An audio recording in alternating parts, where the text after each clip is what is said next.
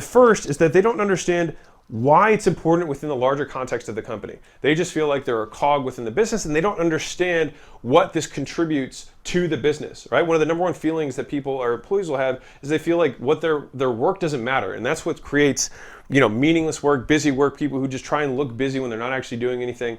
And it's because they don't understand why you even have their role. And that means that a lot of times it's because their manager or whatever didn't do a good job communicating it to him. It's like, this is our function within the business. This is what happens if we don't exist. This is what the experience is like if we do a good job. This is what happens. This is the result. And just about every function in the business can be tied to how it contributes to the bottom line.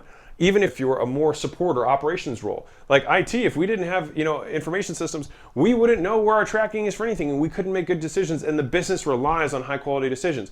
If we're in marketing, we wouldn't be getting new business in. If we're in sales, we wouldn't be transacting. If we're in customer service, we'd be getting chargebacks and people wouldn't be happy, right? We have to tie and make sure that everyone understands how you contribute to the bottom line, why it's important. That's the first level of understanding for motivation here, right? The second level is making sure that they're actually bought into the vision of the company. What's the mission? What are we trying to accomplish? Who are we trying to help? What problem in the world are we solving? This is something that I had to learn as our company scaled, is that some of that soft, woo-woo, like whatever culture stuff is actually really important, right? Especially as you scale, because when you scale service, especially, does anyone know what the two things that you scale are? I'll tell you what they are. It's culture and training.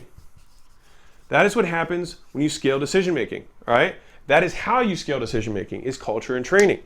And the culture is going to come from telling people what they need to do and why we do it. And the training is there to make sure that they know how to do it when the time comes and they are motivated to do so, right? And so you can look at a lot of an employee and figure out if someone's not doing it, sometimes they have two of the three. So an employee, for example, that knows what to do and is motivated to do it, but not doing it because they don't know how, they'll usually pretend that they're busy because they're so ashamed of the fact that they don't know what they're doing, but they really love the company and want to help, right? But a lot of times people don't advocate for themselves. And so we have to make sure they know how. Now, for example, an employee who is motivated and has the training, but doesn't know what you want them to do, a lot of times is just paralyzed or starts executing on things that are not relevant. I've had this happen so many times it drives me nuts. Someone knows how to do what we want them to do, and they know why it's important, but they're executing on things that are not priorities. So they start doing extra work because they're motivated and they know how to do stuff that's valuable, but it's not contributing to anything that's moving the company forward.